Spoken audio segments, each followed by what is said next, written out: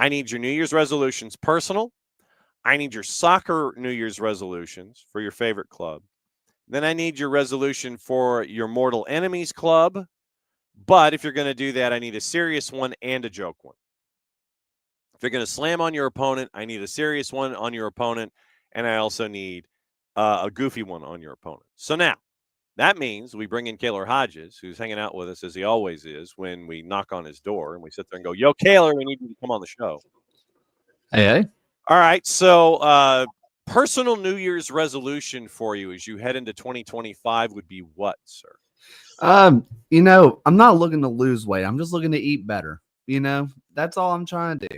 I feel pretty happy with myself, but sometimes the greasy food calls my name a little bit. So let's stay away from that. And I think I'll be a happy guy for 2025. Well, I don't think you should stay away from it all the way. I mean, I think moderation is always a good thing to look at. I don't think you need to stay away. I mean, because look, going to Rojo has its advantages.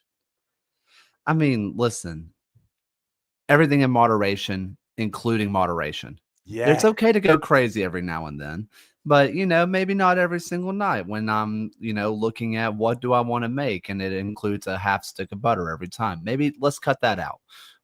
I mean, come on.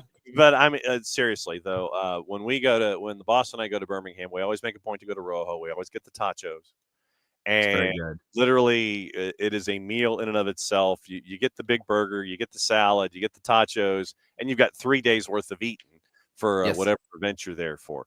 All right, so then for your favorite club, your earmarked club, your home city club, what would be a resolution that you would give to Birmingham Legion in 2025?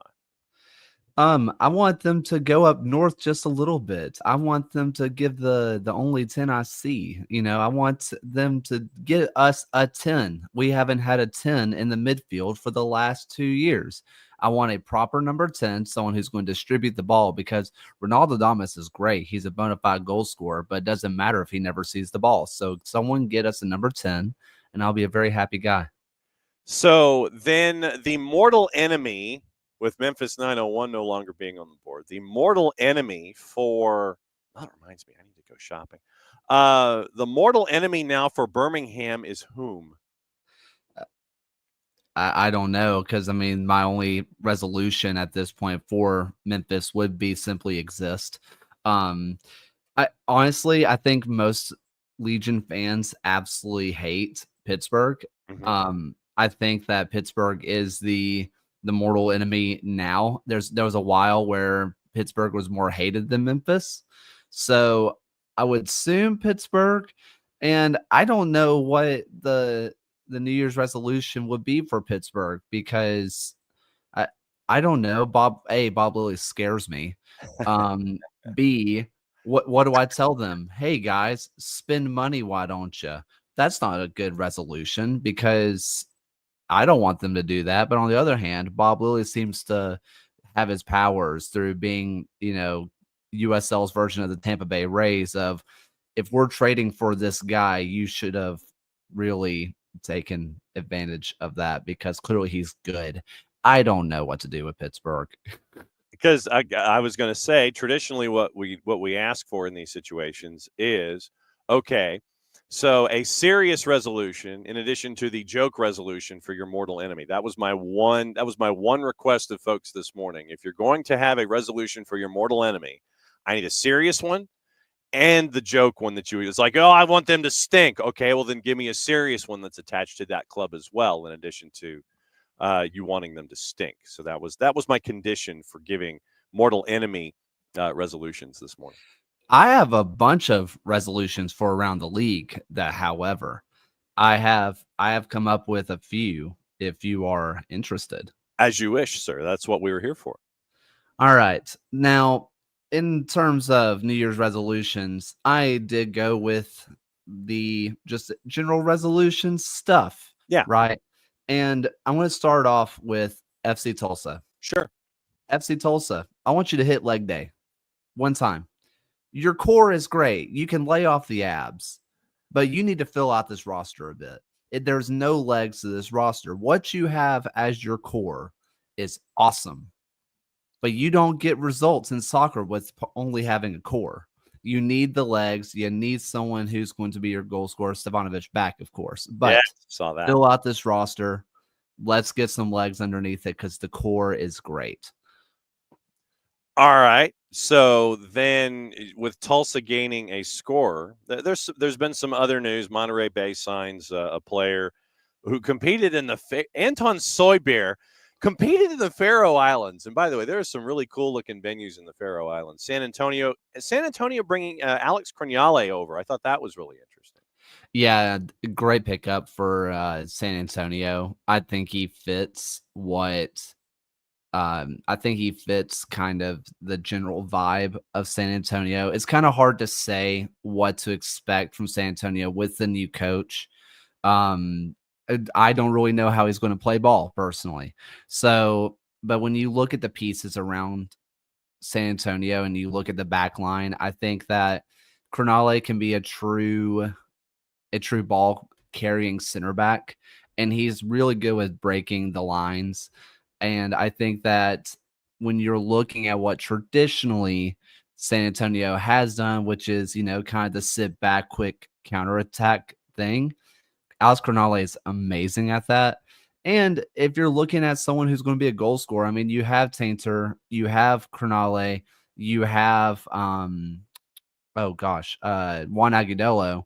You have three guys who are real dangers on set pieces, and I think that might end up becoming your real calling card if you're San Antonio is win those fouls. You're going to win every single header. I think it's great for San Antonio. And Harry is in this morning, as he is from his time in San Antonio. His New Year's resolution, since we're discussing San Antonio, for Harry personally, lose weight, resolutions for club. For San Antonio to have better relations with the fans and the supporters groups. Last year was below. For Caleb's club, for the Legion to take that next step. For his mortal enemy, for Harry, it's funny for me to be nicer to MLS. Even Darth Garber, his resolution to play Open Cup for MLS clubs and MLS 2 clubs. So for all MLS clubs, Harry's resolution to play Open Cup and MLS Next Pro teams as well. And for San Antonio FC with Tainter and Cronale, he says, watch out, USL. I agree personally. I think that if Tainter can regain to his, 2022, 2023, 2022, whichever year it was that they won it all, if he can return to that level where he was my personal MVP, I think that this San Antonio team, especially in that center back pairing, could be really dangerous and really, really good. As of about 13 minutes ago, now 14 minutes ago, from the Charleston Battery, their own selves, Nick Marcanic is set to formally join La Liga 2 side CD Castellón in the January European transfer window as a part of the Spanish club's 24-25 season. Charleston received a 6-figure fee for the transfer and retained a sell-on clause as a part of the agreement. Marcanic leaves a legacy as one of the greatest goal scorers in club and USL Championship history. End of paragraph 2. Paragraph 3 gives you stats. Paragraph 4 gives you more stats. Paragraph 5 gives you career stats.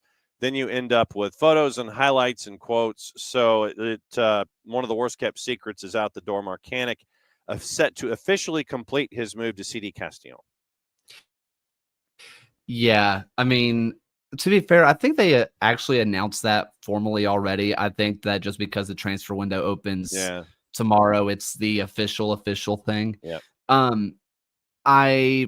mean, this is awesome. And one thing Charleston's really done really, really well is those sell-on clauses.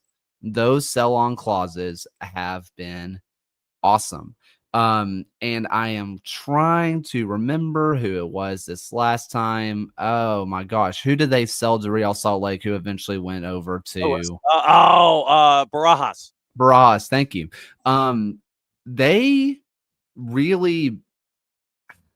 They did something crazy with Barajas, which was they had a direct sell on to Liga MX it was like I think it was $1 million transfer fee. And they said no.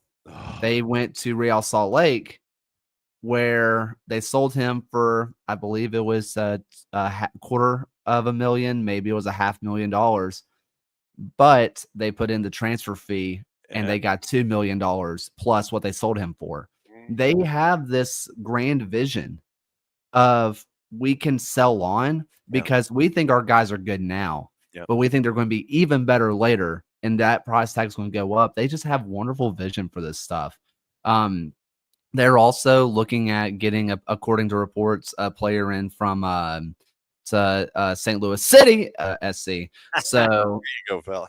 that's I can't remember, but he was one of their guys, and they just continue to bring in this just talent factory, and it's always impressive. All right, so Bart Keeler over at the Soccer for US POD, he has a resolution himself: visit a USL stadium in 2025. So along those lines, Bart says that you need to give your top USL stadia to visit in 2025. The top one on my list right now is purely for the just novelty of it. Yeah. I desperately, I want to go to Oakland because I didn't get to go last year. True. But going to the Oakland Coliseum just feels like it's going to be crazy. The early reports is they're going to have over 20,000 people in attendance for their first game already. That's not even including as we get further through. The Oakland Coliseum could be bumping throughout this year, especially if they're good. And you get to visit the Coliseum one last time before they eventually move on to their possibly 20,000 seater stadium over at the hangar. So I think that one's going to be the top one for me. I'm planning to go out to Portland for Portland, Maine this year. Just I don't know anything about the stadium. I don't know much about that, but I mean, it seems like a wonderful soccer town. That one's a great one. Charleston is a great time. Yeah. If you have not been to Patriots Point, it's a great time. And of course, you have to say your Colorado Springs and your Louisville cities because, of course. Yes. I'll give you another one. Tidewater Landing when it opens. I am trying to figure out when we go up to Portland, there's an Amtrak straight to Providence. And I'm trying to figure out to hit the double away day. Nice. Okay. So so to recap, Oakland, Colorado Springs, Charleston, Portland for P-Hop, and Tidewater Landing for Rhode Island FC when it opens. So those would be the 5. Did I miss anybody? I don't think so. Okay. Speaking of and Harry mentioning Lexington's new stadium, would be nice as well. So since you mentioned P-Hop, let me get into P-Hop a little bit. And they've signed some familiar names. Ollie Wright, for those that know about his time in Huntsville with Huntsville City, and also bringing Mikey Lopez into the fold. I thought that those were really interesting signings out of the block. I mean, talk about having your number 6 and having your number 10 all in one. I said it in our personal USL Show Discord, but I think that Ollie Wright has potential to be the golden assist leader next year. I think he is the real deal. I think that in terms of playmaker, he's your attacking mid. I think he has the potential to be really special in League One next year. This is a fantastic signing for Portland. If you're looking at Mikey Lopez, I think that you're getting a defensive mid. You're getting someone who can play anywhere around the pitch. You're getting someone who was USL Rookie of the Year. You're looking at someone who has a lot of minutes. I think he is getting up to 10,000 minutes in the USL. I mean, he has so much experience that when you're looking at a young club and you're looking at what looks to be a young roster where he is the senior head of it all, why not get Birmingham Legion's first ever captain? Why not? I mean, he is going to be returning to his old coach. He is going to be probably the oldest or just the most veteran player on this team. And it's great for him as while he was in Birmingham and injured, he took on a coaching role with the youth academies. And for him, it clearly coaching is a part of it. I'm not saying he's going to be a player coach, but seems like he might be relied on to be kind of the coach on the field, during the matches. I think it's a wonderful signing for Portland.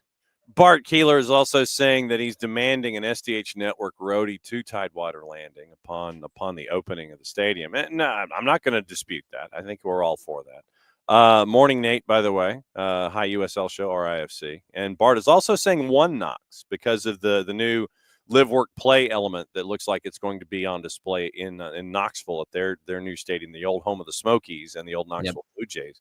Now turning into another one of those modular live, work, play kind of deals that we're seeing that is a part of the fabric of, frankly, USL League One and the younger teams in USL Championship. But One Knox with their new stadium unveiling is also something that looks like Bart. I think Bart just wants to do the Soccer for US POD, and he wants us to do as many road shows as humanly possible. I think that's what Bart's aiming for. Listen, if Bart wants to find soccer down here and the USL show to essentially become college game day for lower league soccer, hey, I don't think.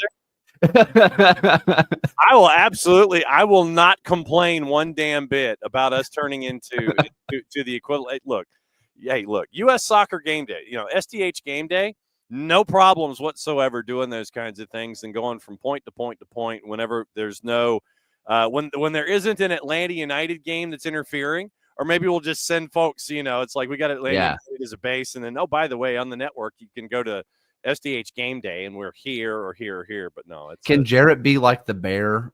Can he be like in the background, just giving stats? Oh, absolutely. Randomly? Well, Jared would be more than that. He'd be actually giving you winners. Oh, this is true. Mm-hmm. All right. So you mentioned resolutions. Yeah. I'm going to mention a random club. Yep. And I'm going to ask you for a resolution. We'll start in USL Championship. Santa Barbara Sky. I see, the thing with them is I am just going to ask for them to have, and this is such a cop-out, but just hear me out. Yep. I'm asking them to have a resolution just in general. All right. They need a plan. They need to have some kind of plan going forward, because they love to do this thing where they say, we exist, we're going to the USL Super League, and then they'll disappear for 8 months. Mm-hmm. And then they'll say, hey, we are planning to play at Santa Barbara's UC Santa Barbara Stadium, and then they'll disappear for 9 months.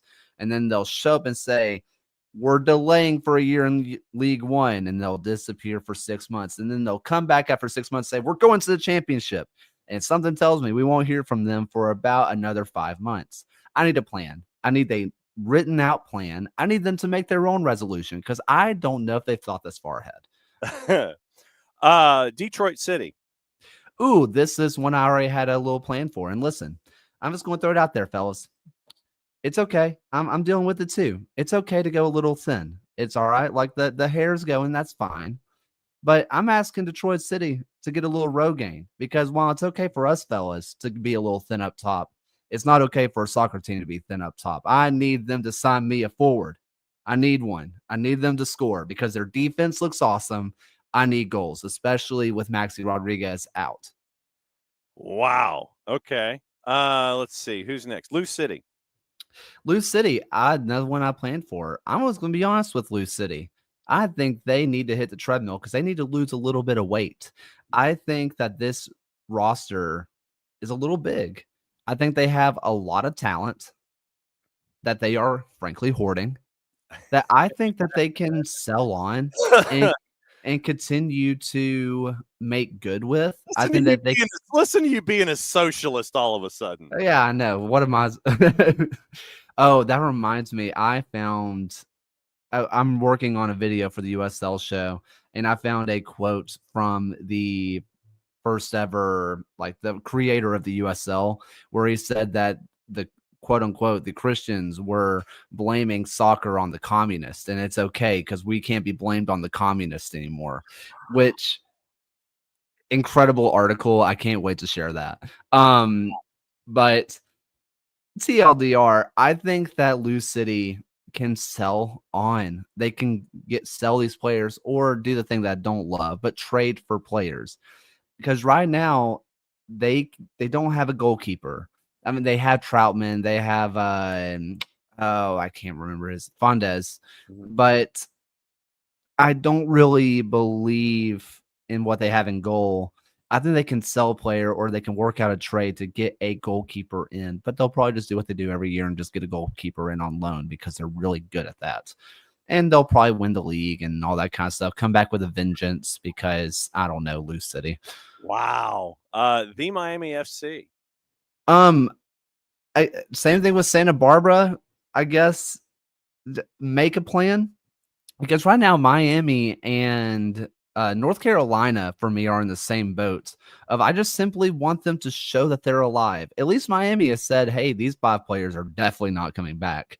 North Carolina has not shown anything other than being included in the schedule. I don't know if North Carolina is existing at the moment. And I don't mean that as in they're going to fold. Yeah. I mean that in they are not showing any remnants of life. So for both Miami and North Carolina, just give me something, drip feed me anything. We are going to play. We are here. We have a player. Trust us. I don't know. I need some news. I need some news to talk about you guys on my show. Yes. Sacramento Republic. Sacramento Republic. Honestly, with the news that they are getting Neil Collins, which just incredible stuff for them. Mm-hmm. I just need them to, kind of what Harry said, take that next step. Because last year, after Roro went down, it all fell apart. The entire year last year, they were sleepwalking. I'm just going to ask them, hey, go to a sleep doctor, go get a sleep test, because right now, clearly you're not awake most of the day, because they get out there on the pitch and it feels like they are just falling to everybody else's level despite having the best talent in the league. I think that they need to get it together, and I think they need to wake up. League One. FC Naples. Hey, I'm just going to tell them to, whatever their New Year's resolution was this year, keep doing that, because I love what they're doing early on. I don't know if this is going to be they make the playoffs the first year, but they are going to do something that it's really hard for expansion teams to do, which is be competitive. I love their early roster. I love every little bit about it. I think that they can continue making signings like they are doing now. Maybe if they can get one real deal superstar up top, if they can get some big name up top, and there's a couple of really good ones out there. I'm thinking about like an Ethan Howard from NOCO. If they want to continue the NOCO to Naples little pipeline they have going on there, I think that they can be contending for that last playoff spot. And if they can do even more than that, awesome. You mentioned free agency, and I want to get to free agency as the next topic here. But I'm not done with teams. Texoma. Texoma, again, they are going to be looped into the other teams that are alive but don't exist, because they don't exist to me right now. Okay. They haven't shown me anything. They haven't given me anything. They have a coach. They have a really good coach, but the coach can't play. Although, I mean, he has Premier League minutes. Maybe he can, but something tells me he can't do it all on his own. You need to just give me something. All right, and so my last team for you in USL League One is the Murder Owls, Los Bujos, with the Union Omaha. Run it back. There we go. Just do it again. Don't mess up. Yeah, I mean, Dom Casciato has proved to be an amazing coach. I think, if I'm being really honest with Union Omaha, I think you give him whatever contract he wants. Give him whatever he wants. And you know what? Throw in what the Wraith Rovers did and put in a release clause that's nice, and like just a massive release clause, because there is going to be a USL championship, a MLS team that is going to come clawing for Dom Casciato, because he is just that good. I genuinely believe that. Give him whatever he wants. Keys to the castle, and make sure that he is there when you open up the doors of your new stadium and play in the USL Championship like you are planning. Because if you don't hold on to him and you don't get the absolute payday of a lifetime, I think they played it wrong. You mentioned free agency and some of the guys that are out there. Who else are you looking at when it comes to the available free agents and USL and possible fits that would make sense? Because I know I'm not talking financially, but because this is like unlimited budgets and all this kind of stuff. But all things being equal, who are some of the other free agents out there that you're keeping an eye on that could be making moves and should be making moves, and where they might fit in the whole process here? Who you looking at? Right now it's I think you can look at any of Memphis. Yeah, really. I think you're still looking at. I think Ethan Howard from NOCO might be the best free agent striker on the market. Okay. I think he's that good. If I am looking down the list of players that are officially free agents, I'm looking at and maybe an Owen Lamb, I think he's still a really good right back that can be. Granted, I don't even know if he's with Orange County right now. He might be. Akeem Ward is a left back that is really, really good that needs to be picked up by somebody. Cal Jennings, I wouldn't be shocked if he already has a team, because why wouldn't he? He's Cal Jennings. Right. You're looking over at a Bruno Lapa, who, for all intents purposes, the first half of the season was the best attacking midfielder in the league for what it's worth, which my opinion is not worth that much, but I at least have it. Yes. I think you're already seeing it get a little bit thin right now. I think the biggest deal for everybody is finding out what's going on with North Carolina. Because when you're looking at this North Carolina team and who could be available, I mean, you're looking at a Paco Craig who played a lot of minutes. Colin Martin played a lot of minutes. Jake McGuire is a really good goalkeeper. Bryce Washington, a really good center back. You're looking at Ezra Armstrong, who I think should have been the first team all USL, not second. I think he was the best wing back last year in the league.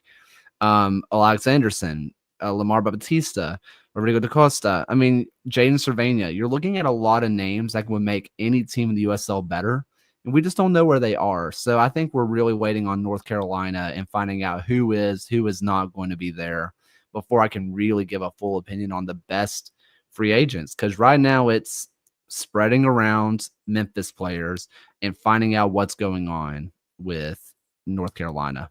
Yeah, Harry says, and North Carolina FC has not had any offseason roster news, which is kind of shocking. Yeah. For one of the signature clubs in USL Championship not to have anything going on. This is where I am going to say, throw my hands up, and I'm not going to just be like, hey, I'm going to spread all dirty whatever. But I think it's fairly out in the open at this point. Mm-hmm. North Carolina's owner was trying to sell. Yeah. Right. North Carolina's owner was trying to sell the club. And now what that means for the Courage, no idea, because NWSL is not my forte. Love watching it. I know nothing about it. Right. I'm not in that world. Right. But USL side, he was looking to sell. And something tells me roster decisions are being held up by ownership decisions. While I think that North Carolina will be around next year because the USL has said they will be around next year, and I have no reason not to believe that, I don't know how much spending capacity North Carolina wants to do, because those players are named are not cheap.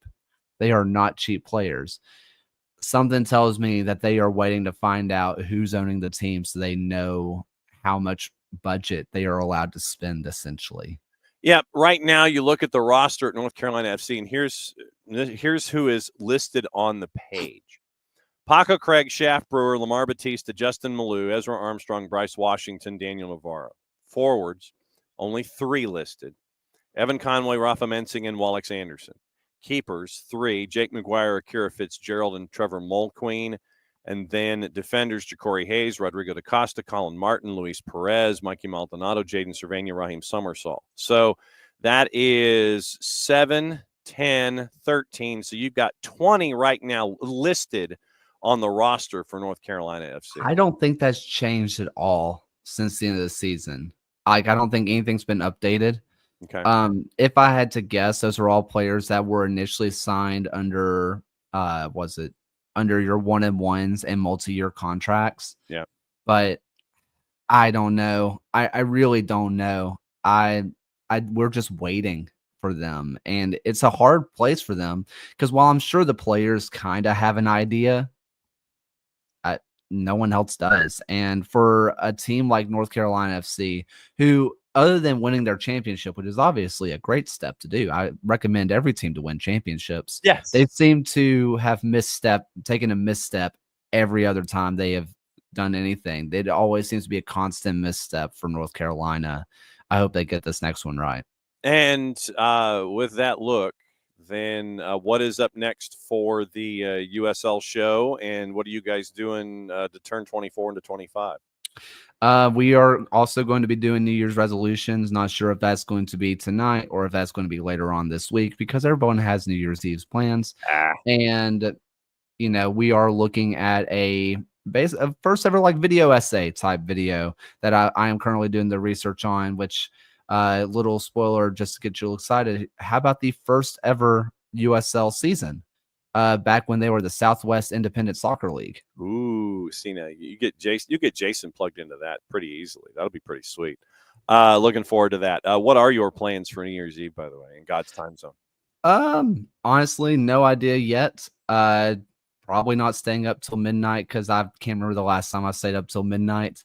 So it's probably going to have a little personal bottle of champagne around like 8 o'clock and then go on my way and consider that the ball dropping or something. There you go. No doubt. By the way, 20 minutes ago, Rhode Island FC announced they signed Hugo Bacharach to the 2025 roster. So, okay. Following his first professional season in Minnesota, quote from Cano Smith, 2024 Super Draft selection, made his professional debut with Minnesota United in 24, 9 appearances for the MLS Next Pro side. So he was with Loons 2 last year. 1 goal, 1 assist. First career goal came against Sporting Kansas City 2 on September 22nd. So he fits a lot of this Rhode Island roster construction, which is get veterans of the USL and supplement talent via young talent from MLS rosters. They seem to go after those young, kind of unproven MLS 2 players who are clearly very talented. And if that's where they kind of do your auxiliary pieces around your proven USL talents, like your JJ Williams, like your Koke Vegas, et cetera, et cetera. I think that it really fits the bill for them, and I'm excited to see how they use them. Bacharach also spent time at Flint City Bucks in USL League 2 during his college years, 2 seasons, 22 and 23. Played at Fairleigh Dickinson in Indiana with his time there. And to bring everything full circle, where we mentioned Nick Marcanic and CD Castillon, that was where Bacharach spent 12 years Spanish Academy, spending a decade with Villarreal before moving to Castillon for his final 2 years before Fairleigh Dickinson and Indiana. You good for next Tuesday? I will have to let you know because I am back to teaching, so I'll let you know. All right. Well, yeah, whenever you get your schedule squared away, let me know, and then we can figure out when you can hide for a half an hour or so or 20 minutes, and then we can get everything going on. Unless, and just like I said, just let us know what your schedule is, and if we have to take a hiatus till training camps, we'll figure it out. But have a safe New Year and be safe, my friend. We'll catch up with you soon. See you then. There's Kaylor Hodges from at the USL Show. And it's always good to catch up with Kaylor and get the lowdown